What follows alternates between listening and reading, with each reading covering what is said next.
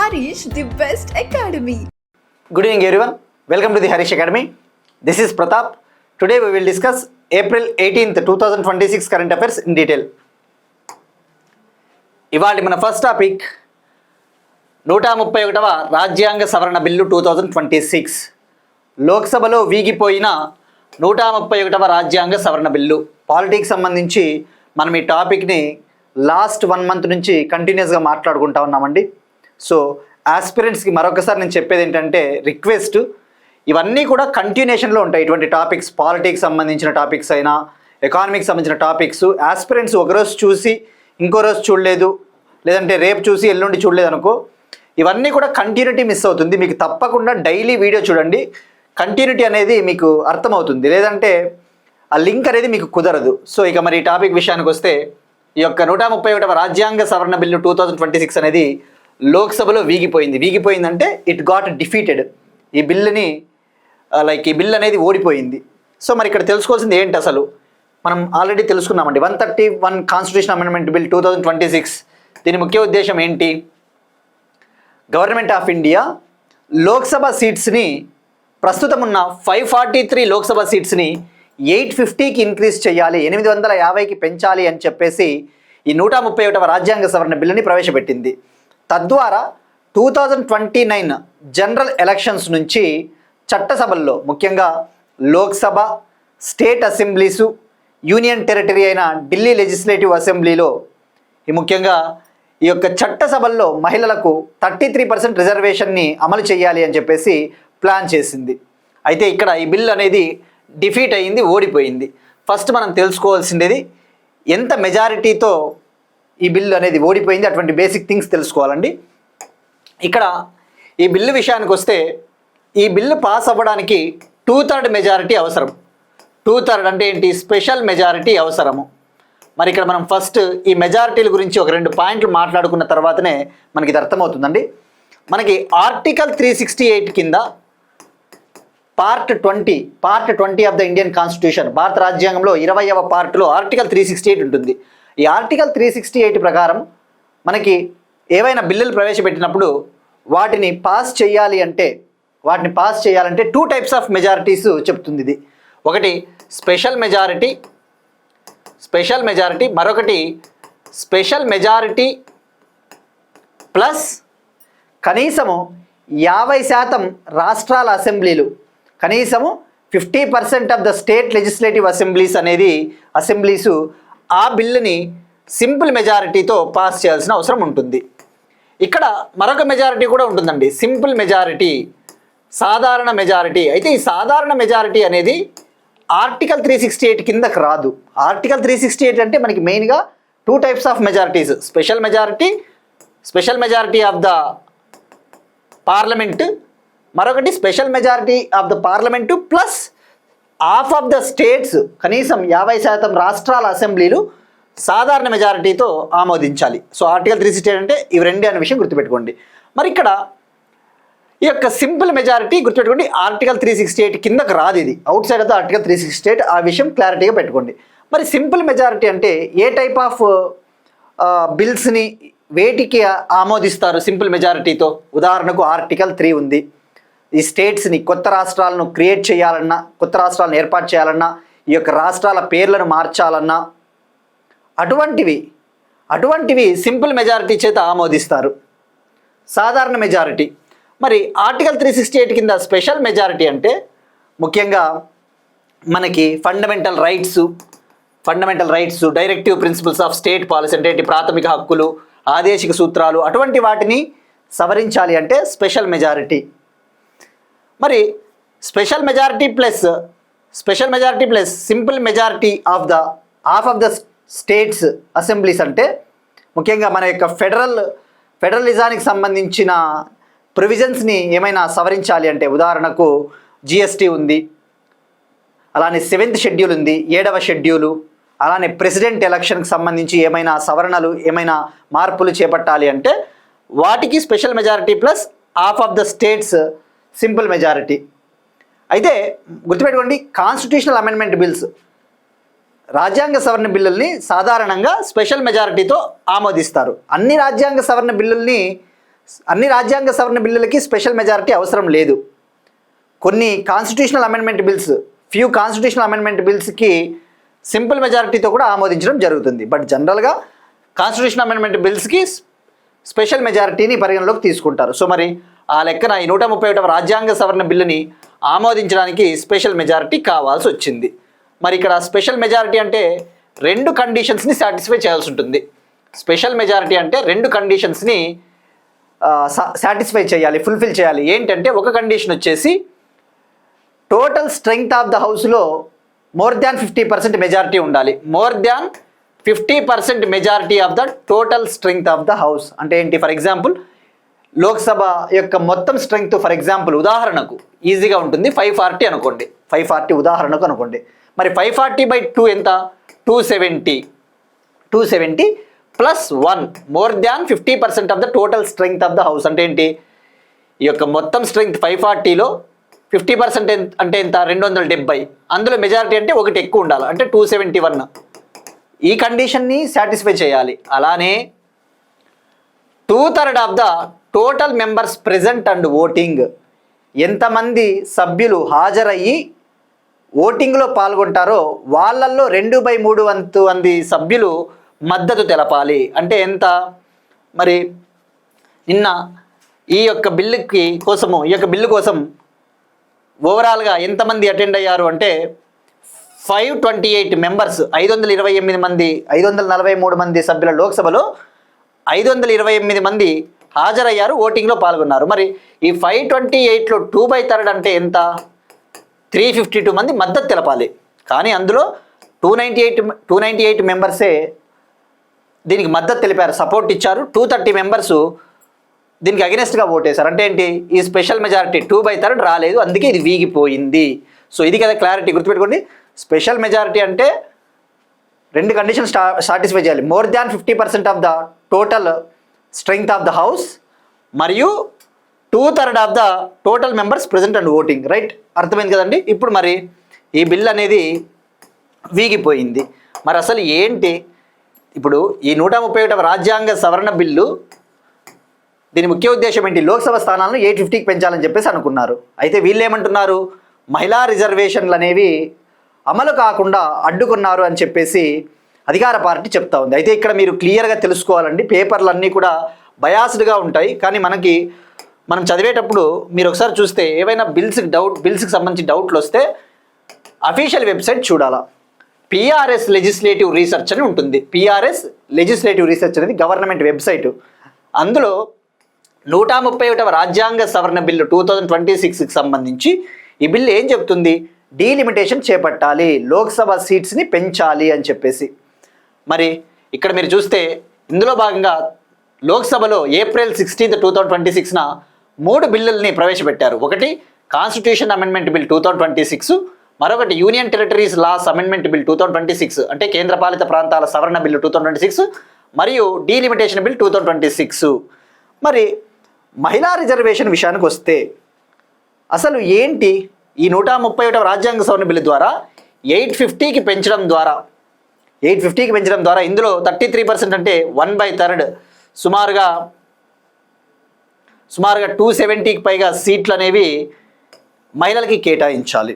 మరి ఇక్కడ మనం 1 by 1 ఫోకస్ చేయాలి. ఎందుకు ఈ సవరణ తీసుకురావాలి అని చెప్పేసి అనుకున్నారు, మనం 1 by 1 తెలుసుకోవాలండి. ఇక్కడ మెయిన్గా మీరు కొద్దిగా అగైన్ మళ్ళీ ఉమెన్స్ రిజర్వేషన్ యాక్ట్ 2023 గురించి తెలుసుకోవాలి. మనం తెలుసుకున్నాం. మరొక్కసారి ఆస్పిరెంట్స్కి మళ్ళీ చెప్పేది ఒకటే అండి, ఒక రోజు చూసి మరో రోజు చూడకుండా ఉంటే మీకు అర్థం కాదు ఈ టాపిక్లు. ఇది ఆల్రెడీ మనం క్లియర్గా నంబర్ ఆఫ్ టైమ్స్ చెప్పుకున్నాం. 106వ రాజ్యాంగ సవరణ చట్టం గత కొన్ని క్లాసుల నుంచి. 106th కాన్స్టిట్యూషన్ అమెండ్మెంట్ యాక్ట్ 2023 ఏంటిది? నారీ శక్తి వందన అధినయం యాక్ట్ 2023. దీన్నే మహిళా రిజర్వేషన్ చట్టము అంటారు. మరి ఇది పాస్ అయ్యిండేది 2023లో. మరి ఇది యాక్చువల్లీ ఏంటి? ఎప్పటి నుంచి మహిళా రిజర్వేషన్ చట్టాలని అమలు చేయాలని చెప్పేసి ఈ చట్టం చెప్పింది అంటే, ఈ చట్టం ద్వారా రాజ్యాంగంలో ఆర్టికల్ 334A యాడ్ చేశారు. ఈ నారీ శక్తి వందన అధినియం చట్టం 2023 ద్వారా ఆర్టికల్ 334A మన రాజ్యాంగంలో యాడ్ చేశారు. మరి ఇప్పుడు ఎందుకు మళ్ళీ ఈ 131వ రాజ్యాంగ సవరణ బిల్లు ద్వారా మహిళా రిజర్వేషన్లని అమలు చేయాలి 2029 నుంచి అనుకున్నారు అంటే అసలు ఇది ఏం చెప్తుందంటే ఆర్టికల్ 334A మీరు ఇక్కడ చూస్తే ఆర్టికల్ 334A ఇది అఫీషియల్ వెబ్సైట్ అండి. ఆర్టికల్ 334A ఏం చెప్తుందంటే ఈ యొక్క నారీ శక్తి వందన అధినియం చట్టం 2023 అమల్లోకి వచ్చిన తర్వాత జరిగే మొదటి సెన్సస్ ఏదైతే ఉంటుందో ఆ మొదటి సెన్సస్ ముగిసిన తర్వాత జరిగే డీలిమిటేషన్ ప్రక్రియ నియోజకవర్గాల పునర్విభజన ప్రక్రియ తర్వాత ఈ మహిళా రిజర్వేషన్లు అమల్లోకి వస్తాయని చెప్పేసి లింక్ పెట్టారు. ఆ చట్టం చేసినప్పుడే వీళ్ళు లింక్ పెట్టారు. అమలు చేయాలనుకుని ఉంటే అప్పుడే అమలు చేసి ఉండొచ్చు. కానీ వీళ్ళు లింక్ ఎట్లా పెట్టారు? 2023లో యాక్ట్ పాస్ అయిన తర్వాత జరిగే ఫస్ట్ సెన్సస్ అంటే ఎప్పుడు 2026-27 సెన్సస్. మరి ఈ సెన్సస్ అయిపోయిన తర్వాత నియోజకవర్గాల పునర్విభజన చేపట్టాలంటే డీలిమిటేషన్ ప్రక్రియ అది చాలా టైం టేకింగ్. అది 2034 వరకు పోతుంది. కానీ వీళ్ళు 2029 నుంచి అమలు చేయాలనుకున్నారు కాబట్టి ఇప్పుడు ఈ ఆర్టికల్ 334Aని సవరించాలని అనుకున్నారు. ఈ డీలిమిటేషన్ ప్రక్రియ అనేది చాలా టైం కన్జ్యూమింగ్. ఉదాహరణకు 2002లో జరిగిన డీలిమిటేషన్ కమిషన్ ఏదైతే ఉందో అది అమల్లోకి రావడానికే 2008కి పట్టింది. 2008 6-7 ఏళ్ళు పట్టింది. మరి ఇప్పుడు 2026-27 సెన్సస్ ముగిసిన తర్వాత డీలిమిటేషన్ ప్రక్రియ చేపట్టిన తర్వాత అమల్లోకి రావాలి అంటే 2034 ఎలక్షన్స్ అవుతాయి ఆల్మోస్ట్. ఆ చట్టం చేసినప్పుడే ఈ మహిళా రిజర్వేషన్ని డీలిమిటేషన్కి సెన్సస్కి లింక్ పెట్టుకోకుండా ఉండింటే 2024 ఎలక్షన్స్ నుంచి కూడా అమలు చేసి ఉండొచ్చు. అది లింక్ పెట్టారు కాబట్టి ఆ లింక్ని ఇప్పుడు తొలగించాలి కాబట్టి ఇప్పుడు మళ్ళీ ఈ ఆర్టికల్ 334Aని సవరించాలనుకున్నారు. మరి ఇక్కడ ప్రతిపక్షాలు దీన్ని ప్రతిపక్షాలు దీన్ని అపోజ్ చేస్తూ ఉంటాయి. అయితే మరి ప్రతిపక్షాలు ఎందుకు వ్యతిరేకిస్తూ ఉన్నాయి లోక్సభ స్థానాల పెంపును కూడా మనం 2 పాయింట్లు తెలుసుకోవాలండి ఎగ్జామ్ పాయింట్ ఆఫ్ వ్యూలో. మీరు చూస్తే డీలిమిటేషన్ ప్రక్రియ అంటే ఏంటండి? నియోజకవర్గాల పునర్విభజన. మనం తెలుసుకున్నాం 4 సార్లు డీలిమిటేషన్ కమిషన్ ఏర్పాటైంది. 1952లో ఒకటి ఏర్పాటైంది, 1963లో ఏర్పాటైంది. గుర్తుపెట్టుకోండి, మళ్ళీ చెప్తున్నా, డీలిమిటేషన్ కమిషన్ యాక్ట్ వచ్చేసి 1962 కానీ అది ఏర్పాటైండేది 1963. మరొకటి 1972 డీలిమిటేషన్ కమిషన్ ద్వారా 1973లో కమిషన్ ఏర్పాటైంది. మరొకటి 2002లోనే ఏర్పాటైంది. మరి ఏంటి అసలు డీలిమిటేషన్ కమిషన్? ఇక్కడ మీరు చూస్తే ఈ 73 నుంచి 2002కి సుమారుగా 20 ఏండ్లు ఉంది. కానీ ఇది అమల్లోకి వచ్చింది 2008 అని చెప్పాం కదా. ఇక్కడ కొద్దిగా తెలుసుకోవాలండి. ముఖ్యంగా సౌత్ ఇండియా స్టేట్స్, దక్షిణ భారత రాష్ట్రాలు ఎందుకు ఇప్పుడు దీనికి పూర్తి స్థాయిలో వ్యతిరేకం తెలుపుతా ఉన్నాయి అంటే 1971లో ఫ్యామిలీ ప్లానింగ్ తీసుకొని వచ్చారు. ఈ యొక్క జనాభాను నియంత్రించడం కోసం 1971లో ఈ ఫ్యామిలీ ప్లానింగ్ వచ్చిన తర్వాత దక్షిణ భారత రాష్ట్రాలు జనాభాను బాగా నియంత్రించాయి, పాపులేషన్ కంట్రోల్ యాక్టివిటీస్ బాగా చేపట్టాయి. అయితే 1976లో ఇందిరాగాంధీ ప్రభుత్వంలో ఏం చేశారు? ఈ యొక్క దక్షిణాది రాష్ట్రాలకు అన్యాయం జరగకూడదు అంటే మరో 25 ఏళ్ల పాటు లోక్సభ స్థానాలు వాటిని పెంచకూడదు అని చెప్పేసి 25 ఏళ్ల పాటు ఫ్రీజ్ చేశారు ఆ సీట్స్ని ఇంక్రీజ్ చేయకోకుండా. అది ఏ రాజ్యాంగ సవరణ చట్టం? 42వ కాన్స్టిట్యూషనల్ అమెండ్మెంట్ యాక్ట్ 1976 ద్వారా. మరి 1976 నుంచి 2001కి 25 ఏళ్ళు కంప్లీట్ అయిపోయింది. మరి 2001లో వాజ్పేయి గవర్నమెంట్లో మళ్ళీ దీన్ని మరో 25 ఏళ్ళు పొడిగించారు. 84th constitutional amendment act 84th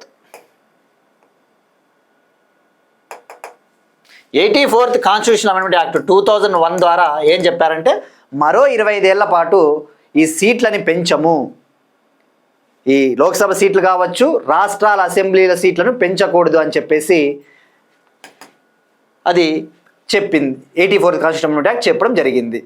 అయితే ఆ 84వ రాజ్యాంగ సవరణ చట్టం 2001 ఏమని చెప్పిందంటే మరో 25 ఇయర్స్ పాటు లోక్సభ సీట్లు, స్టేట్ లెజిస్లేటివ్ అసెంబ్లీ సీట్లను పెంచకూడదు. ఎందుకంటే దక్షిణ భారత రాష్ట్రాలు నష్టపోతాయి. ఎందుకంటే ఈ డీలిమిటేషన్ ఎలా చేపడతారు? జనాభా లెక్కల ఆధారంగానే. మరి ఇంకా ఏమని చెప్పిందంటే 84వ రాజ్యాంగ సవరణ చట్టం 2001 ఏమని చెప్పిందంటే నియోజకవర్గాలు పెరగవు కానీ నియోజకవర్గాల సరిహద్దుల్ని వాటిని మార్చుకోవచ్చు. అంటే ఫర్ ఎగ్జాంపుల్ ఉమ్మడి ఆంధ్రప్రదేశ్లో 42 ఎంపీ సీట్లు ఉన్నాయి, అవి అంతే ఉంటాయి. కానీ మీరు కావాలనుకుంటే ఆ బౌండరీస్ చేంజ్ చేసుకోండి. ఫర్ ఎగ్జాంపుల్ 2009 ఆంధ్రప్రదేశ్, ఉమ్మడి ఆంధ్రప్రదేశ్ జనరల్ ఎలక్షన్స్లో ప్రకాశం జిల్లాలో కంబం అనే ఒక నియోజకవర్గం ఉండింది, కంబం నియోజకవర్గం. ఆ తర్వాత ఇప్పుడు కంబం అనే నియోజకవర్గం లేదు, అంటే దాన్ని వేరే దాంట్లోకి వేరే నియోజకవర్గంలోకి కలిపేయడము అలా చేస్తారు. అంటే పాపులేషన్ అవసరాలకు తగ్గట్టుగా ఆ నియోజకవర్గాల సరిహద్దుల్ని మార్చుకుంటారు. సో అందుకే 2001 తర్వాత మనకి డీలిమిటేషన్ ప్రక్రియ జరగలేదు ఇంకా. అది మరి ఆ 84వ రాజ్యాంగ సవరణ చట్టం ఏమని చెప్తుందండి? 84వ రాజ్యాంగ సవరణ చట్టం ఏమని చెప్తుందంటే 2026 తర్వాత జరిగే మొదటి సెన్సస్ తర్వాత డీలిమిటేషన్ చేపట్టాలని చెప్పేసి చెప్తుంది. మరి అందుకు ఆ ఆర్టికల్ 334A సవరించాలి అని చెప్పేసి ప్రభుత్వం అనుకునింది. సో ఇది అండి 131 కాన్స్టిట్యూషన్ అమెండ్మెంట్ బిల్లు. మరి 131 కాన్స్టిట్యూషన్ అమెండ్మెంట్ బిల్లు ద్వారా ఏం బిల్లులు ప్రవేశపెట్టారో తెలుసుకుంటే సరిపోతుంది, అంతే. ఇవి ఇందాక చెప్పిన 3 బిల్లులు.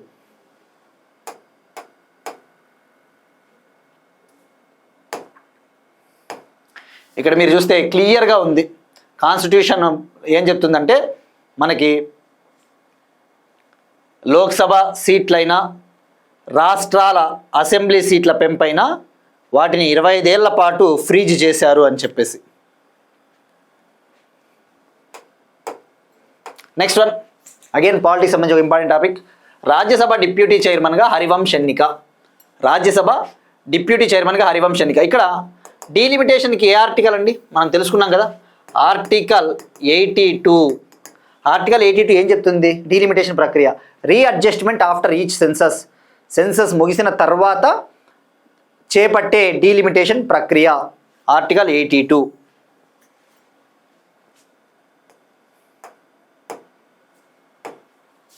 రాజ్యసభ డిప్యూటీ చైర్మన్గా హరివంశ్ ఎన్నిక. అగైన్ పాలిటిక్స్ సంబంధించి ఒక ఇంపార్టెంట్ టాపిక్. రాజ్యసభ. రాజ్యసభ అంటే ఏంటంటే council of states. Council of states.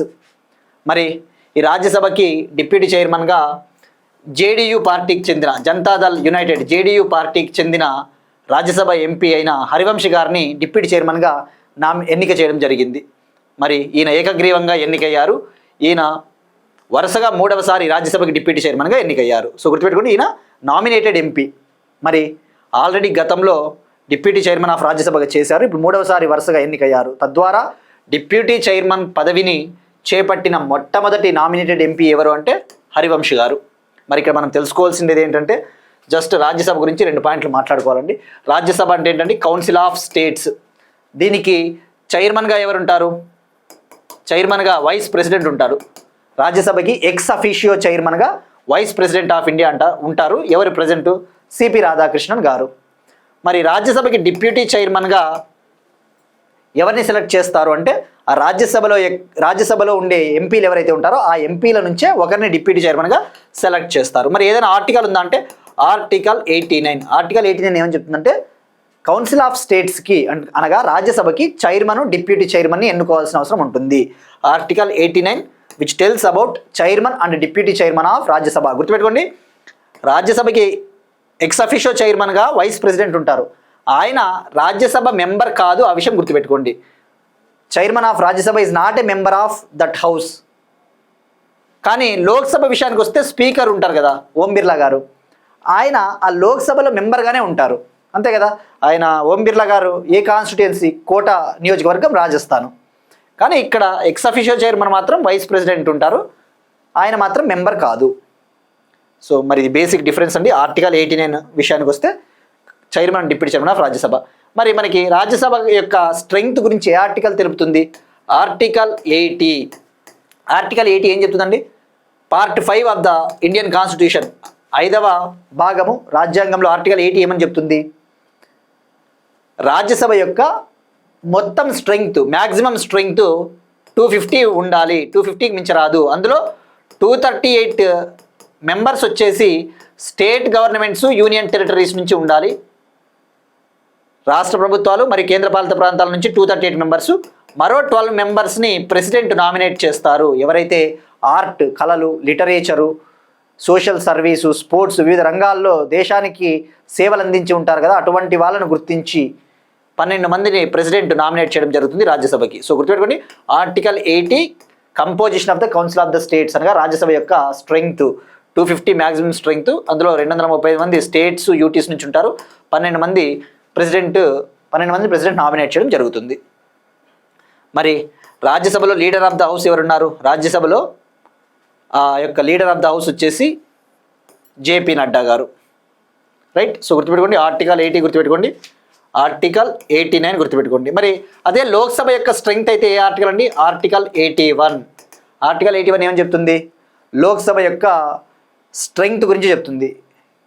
ఎంత ఉండాలి? లోక్సభ మ్యాక్సిమం స్ట్రెంగ్త్ 550, 550 గరిష్ట సంఖ్య.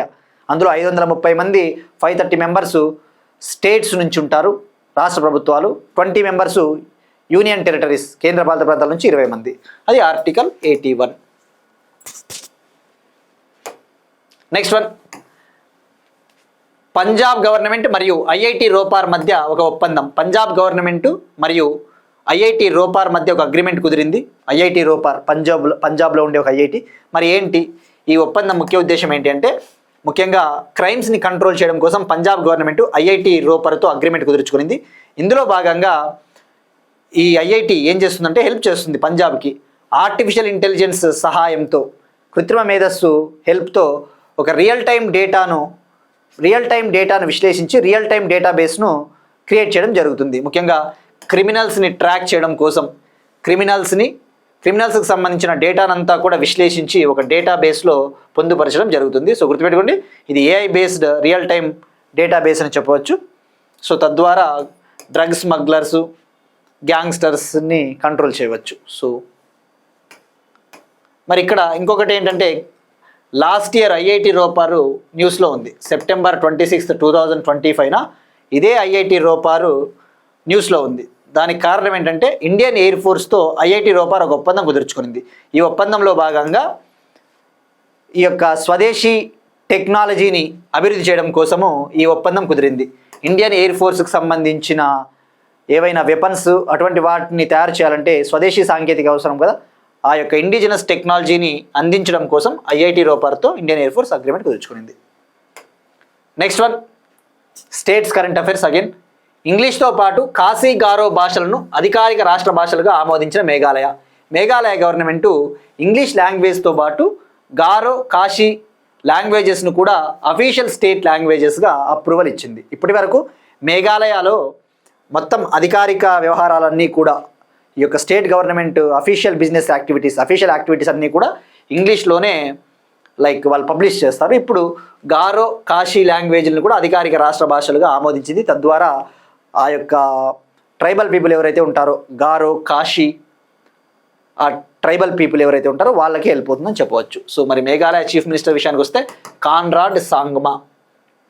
సో దీనికోసం ప్రవేశపెట్టిన మేఘాలయ అఫీషియల్ లాంగ్వేజెస్ ఆర్డినెన్స్ 2026ని స్టేట్ క్యాబినెట్ ఆమోదించింది. మరి మనకి షెడ్యూల్ 8 గురించి తెలుసుకున్నాం. షెడ్యూల్ 8లో 22 లాంగ్వేజెస్ ఉంటాయని చెప్పేసి నంబర్ ఆఫ్ టైమ్స్ తెలుసుకున్నాం.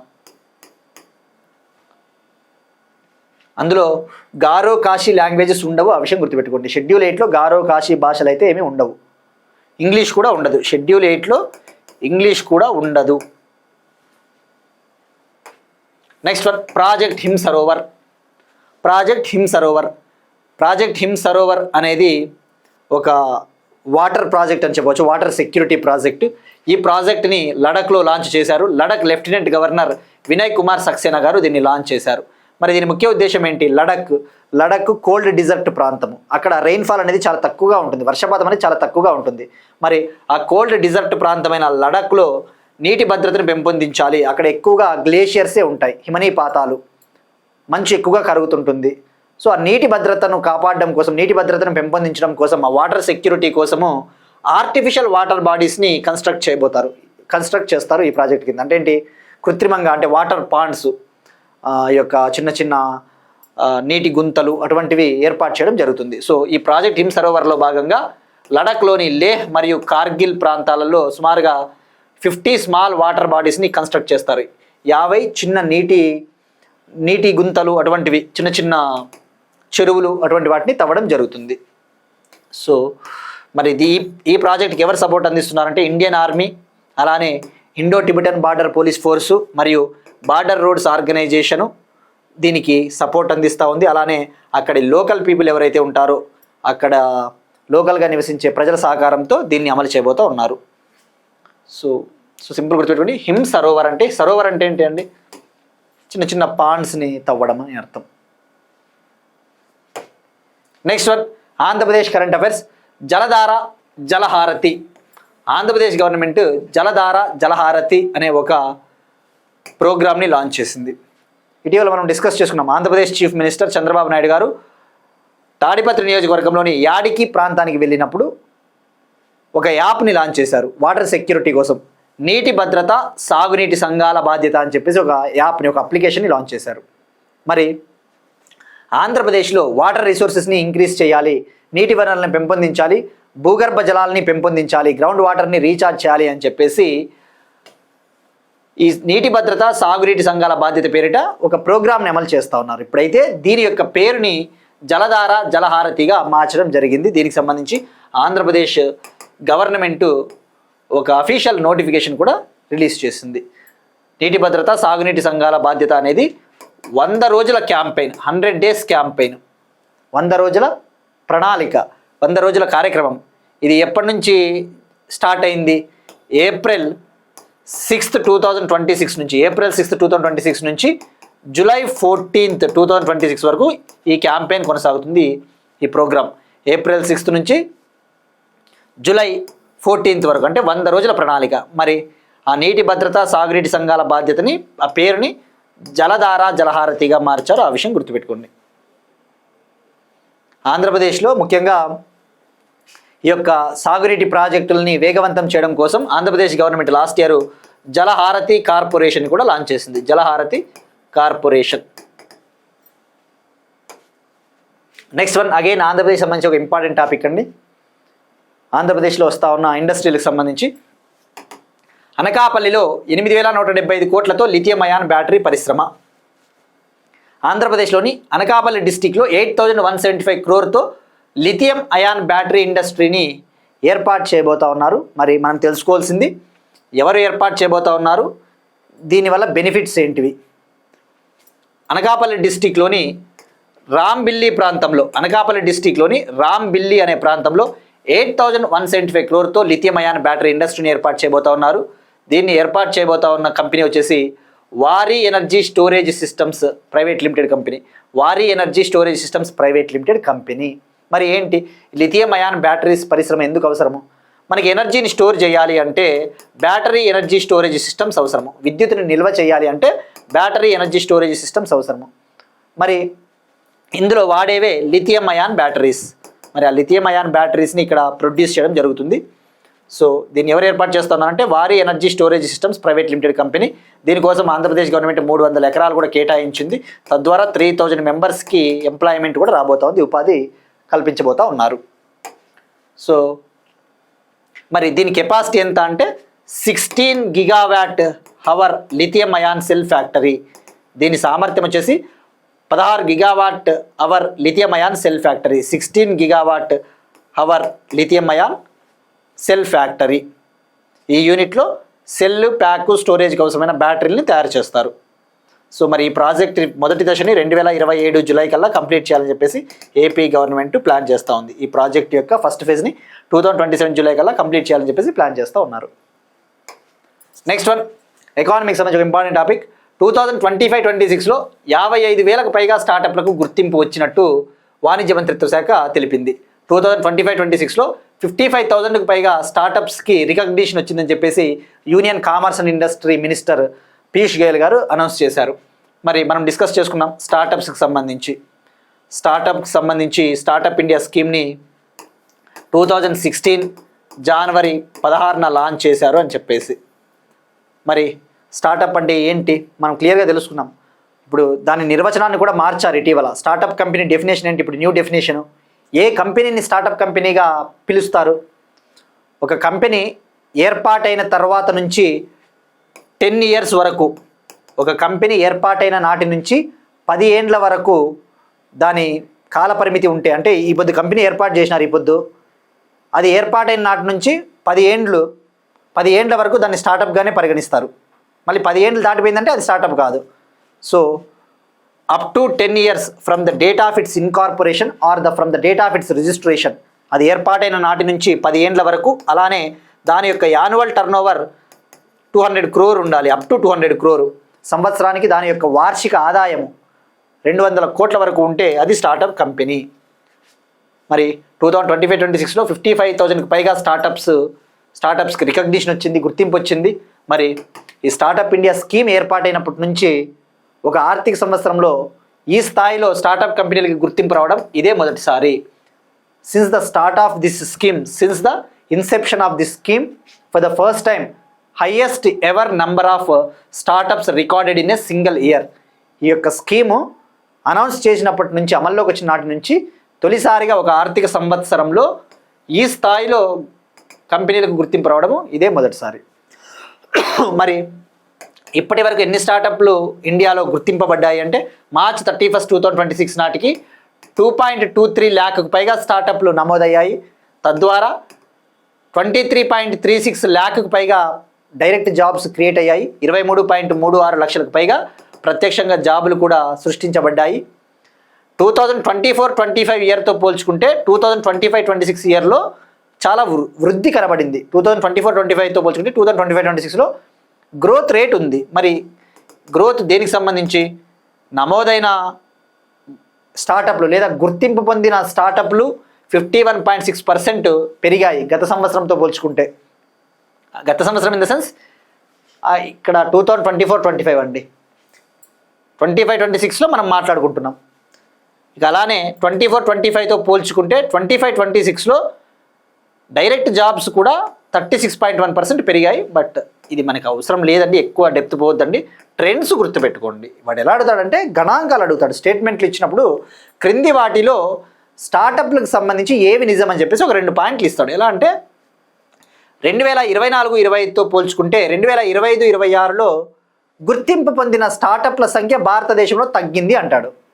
లేదా 2024-25తో పోల్చుకుంటే 2025-26లో స్టార్టప్ల ద్వారా ఉపాధి తగ్గింది అని అట్లా అడగవచ్చు. మనకి ఎగ్జాక్ట్ నెంబర్ అవసరం ఉండదు. లైక్ ట్రెండ్స్, గణాంకాలు. సో మరి స్టార్టప్ ఇండియా January 16, 2016 దీన్నే నేషనల్ స్టార్టప్ డేగా పిలుస్తారు. జాతీయ స్టార్టప్ దినోత్సవం ఎప్పుడంటే January 16. నెక్స్ట్ వన్, బయోడైవర్సిటీకి సంబంధించి ఒక ఇంపార్టెంట్ టాపిక్ అండి, జీవ వైవిధ్యం. త్రిపురలో సిర్టోడాక్టిలస్ జయదిత్యై అనే ఒక కొత్త గెక్కో జాతి. త్రిపురలో సిర్టోడాక్టిలస్ జయదిత్యై అనే ఒక కొత్త గెక్కో జాతి. త్రిపుర స్టేట్లో ఒక కొత్త బల్లి జాతిని సైంటిస్టులు కనుగొన్నారు, రీసెర్చర్స్. మరి దాని పేరు వచ్చేసి సిర్టోడాక్టిలస్ జయదిత్యై. ఇది ఒక బల్లి జాతి. బల్లిని ఏమంటారంటే ఇంగ్లీష్లో గెక్కో స్పీషీస్. మరి ఇది ఏంటి అసలు? ఇది బెంట్ టోయిడ్ షేప్లో ఉంటుంది. ఇది బెంట్ టోయిడ్ గీకో స్పీషీస్. అంటే టోయ్ అంటే ఏంటి? కాళ్ళు, పాదాలు కదా. బెంట్ అంటే మీరు చూస్తే ఈ బల్లికి ఇక్కడ ఈ కాళ్ళు అనేవి బెండ్ అయినాయి. మామూలు బల్లిలాగా ఉండదు, ఇది బెంట్ షేప్డ్, బెంట్ అయినాయి. So bent toed gecko species. So ఆ పేరు గుర్తుపెట్టుకోండి. ఏ రాష్ట్రము? మరి దీనికి ఎవరి పేరు పెట్టారంటే అస్సాంకు చెందిన ఒక హెర్పిటాలజిస్ట్ అయిన జయాదిత్య పుర్కయస్త అనే ఒక హెర్పిటాలజిస్ట్ పేరుని దీనికి పెట్టడం జరిగింది. ఇక్కడ హెర్పిటాలజిస్ట్ అంటే మనకి హెర్పిటాలజీ అని ఉంటుందండి. జువాలజీలో హెర్పిటాలజీ అని ఉంటుంది. హెర్పిటాలజీ అంటే యాంఫీబియన్స్ గురించి స్టడీ చేసే విభాగము. అంటే ఏంటి? యాంఫీబియన్స్ అంటే ఏంటివి? బల్లులు, రెప్టైల్స్, పాములు, తేళ్ళు, ఇటువంటి వాటి గురించి పరిశోధనలు జరిపే శాస్త్రాన్ని హెర్పిటాలజీ అంటారు. Herpetology is a study of amphibians, reptiles like snakes, అటువంటివి. రైట్? సో ఇలాంటివి హెల్ప్ అవుతాయండి జనరల్ సైన్స్లో, స్టాటిక్ జీకేలో. మరి ఈ బల్లి విషయానికి వస్తే ఇది నాక్చర్నల్ అంటే ఇది రాత్రిపూట్ల సంచరిస్తుంది, పగలంతా నిద్రపోతుందేమో. నాక్చర్నల్. మరి ప్రస్తుతానికి దీని IUCN స్థితి అయితే డేటా డెఫిషియంట్. అంటే దీనికి సంబంధించి డేటా కూడా సరిగా లేదు. ఇంకా IUCN స్థితి data deficient. Next one, science and టెక్నాలజీకి సంబంధించి ఒక important topic, AI governance and economic group. Ministry of electronics మంత్రిత్వ శాఖ AI గవర్నెన్స్ అండ్ ఎకనామిక్ గ్రూప్ని ఏర్పాటు చేసింది. మరి దీని ముఖ్య ఉద్దేశం ఏంటి? ఇండియా యొక్క ఏఐ గవర్నెన్స్ స్ట్రాటజీని ఇంప్రూవ్ చేయాలి, మన పరిపాలనలో కృత్రిమ మేధస్సుని ఏ విధంగా ఉపయోగించుకోవాలో అవసరమైన మార్గదర్శకాల కోసం ఈ యొక్క గ్రూప్ని ఏర్పాటు చేయడం జరిగింది, AI governance and economic group. మరి మనం తెలుసుకోవాల్సింది ఈ గ్రూప్లో ఎంతమంది ఉంటారు, ఎవరు ఉంటారు? ఇది ఒక high level inter ministerial body, ఉన్నత స్థాయి మినిస్టీరియల్ బాడీ. ఇది 10 మెంబర్ బాడీ, 10 మంది సభ్యులు ఉంటారు ఇందులో. దీనికి చైర్పర్సన్గా ఎలక్ట్రానిక్స్ మినిస్టర్ ఉంటారు. అంటే ఎవరున్నారు? అశ్విని వైష్ణవ్ గారు. ఈ యొక్క బాడీకి చైర్మన్గా మినిస్టర్ ఆఫ్ ఎలక్ట్రానిక్స్ మంత్రి చైర్మన్గా ఉంటారు. వైస్ చైర్పర్సన్ వచ్చేసి ఎలక్ట్రానిక్స్ శాఖ సహాయ మంత్రి వైస్ చైర్పర్సన్గా ఉంటారు. ఇక వేరే రంగాలకు సంబంధించిన సభ్యులు కూడా ఇందులో మెంబర్స్గా ఉంటారు. ఉదాహరణకు సైన్స్ అండ్ టెక్నాలజీ విభాగము, అలాంటి వాళ్ళంతా కూడా ఇందులో మెంబర్స్గా ఉంటారు. ఉదాహరణకు ప్రిన్సిపల్ సైంటిఫిక్ అడ్వైజర్, ప్రధాన సాంకేతిక సలహాదారు, చీఫ్ ఎకనామిక్ అడ్వైజర్, ప్రధాన ఆర్థిక సలహాదారు, అలానే నీతి ఆయోగ్ CEO, ఇలాంటి వాళ్ళు కూడా సభ్యులుగా ఉంటారు. మెయిన్గా గుర్తుపెట్టుకోండి, ఇది ఎంతమంది సభ్యుల బాడీ? 10 member body. ఎవరు దీనికి చైర్పర్సన్గా ఉంటారు? మరి దీనికి అవసరమైన, ఈ గ్రూప్కి అవసరమైన టెక్నికల్ సపోర్ట్, ఈ గ్రూప్కి అవసరమైన సాంకేతిక సహకారం ఎవరు అందిస్తారు అంటే technology and policy expert committee అందిస్తుంది. సో మరి మనం తెలుసుకున్నాం, ఇండియా ఏఐ ఇంపాక్ట్ సమ్మిట్ జరిగింది ఈ year. India AI impact summit న్యూఢిల్లీలో జరిగింది. ఆ సందర్భంగా ప్రైమ్ మినిస్టర్ నరేంద్ర మోడీ గారు మానవ్ అనే ఒక విజన్ని కూడా లాంచ్ చేశారు. మానవ్ అనే ఒక విజన్ ఏంటండి? మానవ్ అనే విజన్, మన ఆర్టిఫిషియల్ ఇంటెలిజెన్స్ని చాలా బాధ్యతాయుతంగా వాడుకోవాలి, ఎథికల్గా యూస్ చేసుకోవాలి, ఆర్టిఫిషియల్ ఇంటెలిజెన్స్ని ఎథికల్గా రెస్పాన్సిబుల్గా యూస్ చేసుకోవాలని చెప్పేసి మానవ్ అనే ఒక విజన్ని కూడా లాంచ్ చేశారు. ఇండియా ఏఐ అనే ఒక మిషన్ని కూడా భారత ప్రభుత్వం గతంలో లాంచ్ చేసింది, India AI mission. Right. Next one, ప్రపంచంలోనే తొలి air taxi station, world's first air taxi స్టేషన్ని దుబాయ్ అందుబాటులోకి తీసుకొని వచ్చింది. దుబాయ్ ఎక్కడుందండి? United Arab Emirates country, UAE country. మరి ప్రపంచంలోనే మొట్టమొదటి ఎయిర్ ట్యాక్సీ స్టేషన్ను దుబాయ్ అందుబాటులోకి తీసుకొని వచ్చింది. మరి దీన్ని ఎక్కడ ఏర్పాటు చేశారంటే దుబాయ్ ఇంటర్నేషనల్ ఎయిర్పోర్ట్కి సమీపంలో, దుబాయ్ ఇంటర్నేషనల్ ఎయిర్పోర్ట్కి నియర్ బై దీన్ని నిర్మించడం జరిగింది. మరి ఏంటి అసలు ఎయిర్ ట్యాక్సీ అంటే ఏంటి? మనకి ఏ విధంగా అయితే ట్రైన్స్, బస్సెస్ ఉన్నాయో ఎయిర్ ట్యాక్సీ ద్వారా కూడా ప్యాసింజర్స్ ట్రావెల్ చేయవచ్చు. తద్వారా ట్రావెల్ టైం అనేది తగ్గుతుంది, ప్రయాణ సమయం తగ్గుతుంది.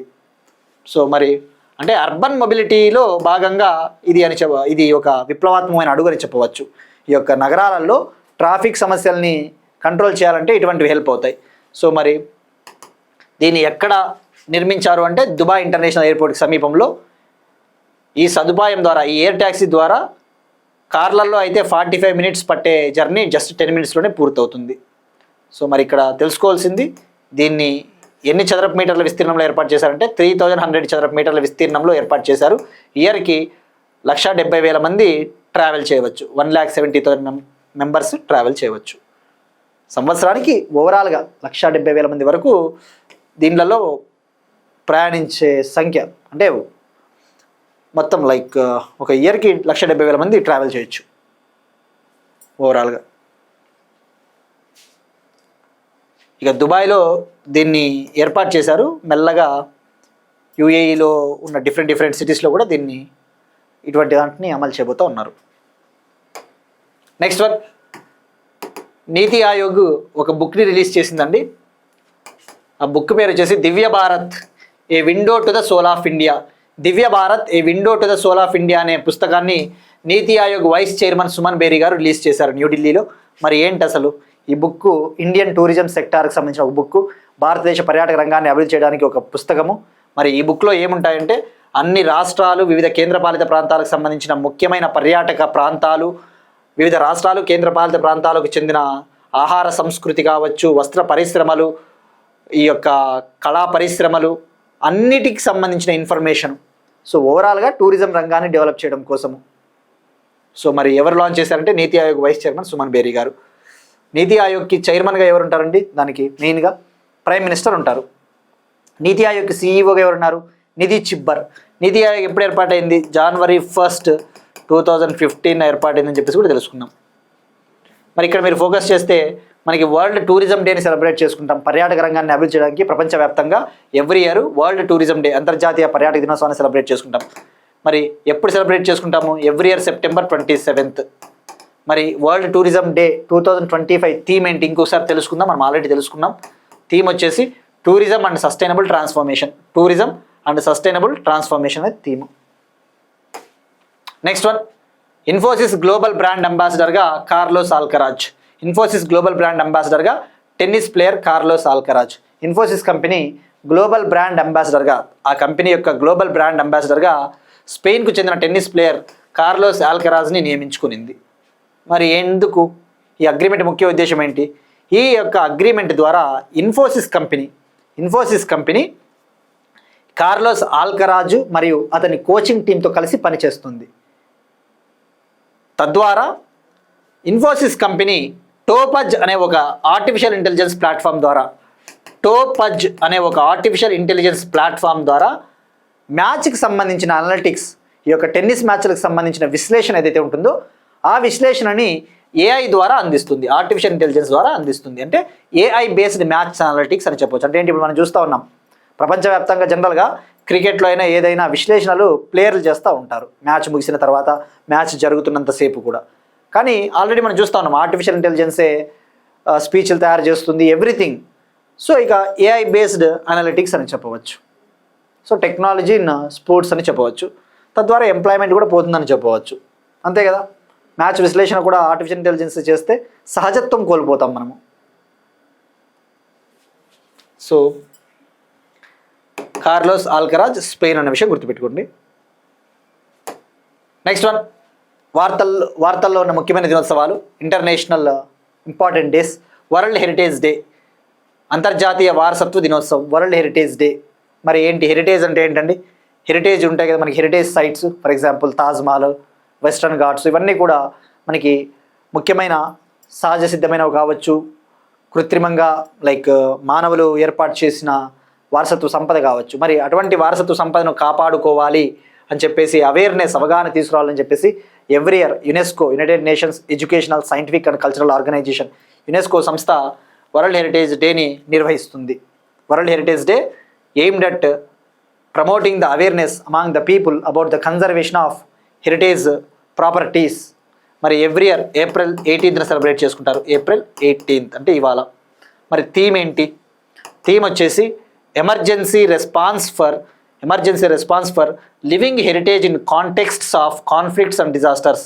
Emergency response for living heritage in contexts of conflicts and disasters అంటే ఏంటి? ముఖ్యంగా ఇవాళ రోజున చూస్తే ఈ యొక్క విపత్తులు కావచ్చు, యుద్ధాలు, వీటి వల్ల చాలా ముఖ్యమైన వారసత్వ ప్రదేశాలన్నీ కూడా నష్టపోతూ ఉన్నాయి, వాటిపైన అటాకులు చేయడము అటువంటివి. సో ఇది థీమ్ అండి. సో మరి దీన్నే International Day for Monuments and Sites అని కూడా పిలుస్తారు. International Day for Monuments and Sites అని కూడా పిలుస్తారు. Every year 18th April celebrate చేసుకుంటారు. దీన్ని నిర్వహించేది యునెస్కో సంస్థ. యునెస్కో హెడ్ క్వార్టర్స్ ఎక్కడండి? Paris, France. మరి దీన్ని ఎవరి సలహా మేరకు ఏర్పాటు చేశారు, ఎవరి రికమెండేషన్ మేరకు ఏర్పాటు చేశారంటే International Council on Monuments and Sites యొక్క సలహా మేరకు దీన్ని ఏర్పాటు చేశారు. మాన్యుమెంట్స్ అంటే ఏంటంటే తెలుగులో? మాన్యుమెంట్స్ అంటే కట్టడాలు లైక్ టెంపుల్స్ కావచ్చు, ఏవైనా ముఖ్యమైన ప్రదేశాలు కడుతూ ఉంటారు కదా, అవి మాన్యుమెంట్స్. సైట్స్ అంటే ప్రదేశాలు. ఇక ఇవాళ క్వశ్చన్ అంటే మనం డిస్కస్ చేసిన టాపిక్కే 2026-27 ఆర్థిక సంవత్సరానికి భారత వృద్ధి రేటు ఎంత ఉండొచ్చు అని చెప్పేసి ఇంటర్నేషనల్ మానిటరీ ఫండ్ ప్రకటించింది. ఇది మనం తెలుసుకున్నాం, ఇది ట్రై చేయండి. ఇక నిన్నటి క్వశ్చన్, భారతదేశం మొట్టమొదటి క్వాంటమ్ రెఫరెన్స్ ఫెసిలిటీ. ఇందులో భాగంగా 2 క్వాంటమ్ టెస్ట్ బెడ్స్ని ఆంధ్రప్రదేశ్ ప్రభుత్వం ఏర్పాటు చేసింది. 2 క్వాంటమ్ టెస్ట్ బెడ్స్. ఒకటి వచ్చేసి 1S.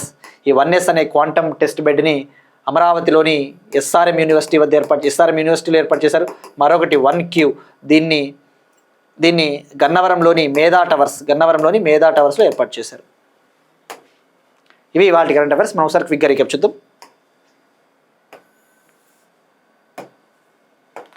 లోక్సభలో వీగిన 131వ రాజ్యాంగ సవరణ బిల్లు 2026. రాజ్యసభ డిప్యూటీ చైర్మన్గా హరివంశ్ ఎన్నిక. పంజాబ్ పోలీసుల AI సాంకేతికత, నేరాల నియంత్రణకు IIT రోపర్తో పంజాబ్ ప్రభుత్వం ఒప్పందం. ఇంగ్లీష్తో పాటు కాశీ, గారో భాషలను అధికారిక రాష్ట్ర భాషలుగా ఆమోదించిన మేఘాలయ. ప్రాజెక్ట్ హిమ్ సరోవర్, లడఖ్. జలధార జలహారతి ఆంధ్రప్రదేశ్లోని అనకాపల్లి డిస్టిక్లో 8,175 కోట్లతో లిథియం అయాన్ బ్యాటరీ పరిశ్రమ. 2025-26లో 55,000కు పైగా స్టార్టప్లకు గుర్తింపు వాణిజ్య మంత్రిత్వ శాఖ. త్రిపురలో సిర్టోడాక్టిలస్ జైదిత్యై అనే ఒక కొత్త బల్లి జాతి. ఏఐ గవర్నెన్స్ అండ్ ఎకనామిక్ గ్రూప్ని ఏర్పాటు చేసిన ఎలక్ట్రానిక్స్ మంత్రిత్వ శాఖ. ప్రపంచంలోని తొలి ఎయిర్ ట్యాక్సీ స్టేషన్ ఏర్పాటు చేసిన Dubai. Divya Bharat a window to the soul of India అనే పుస్తకాన్ని రిలీజ్ చేసిన NITI Aayog vice chairman Suman Bery garu. Infosys company global brand అంబాసిడర్గా tennis player Carlos Alcaraz. World heritage day April 18th. That's it. These are today's current affairs. We'll meet you again tomorrow and thank you everyone.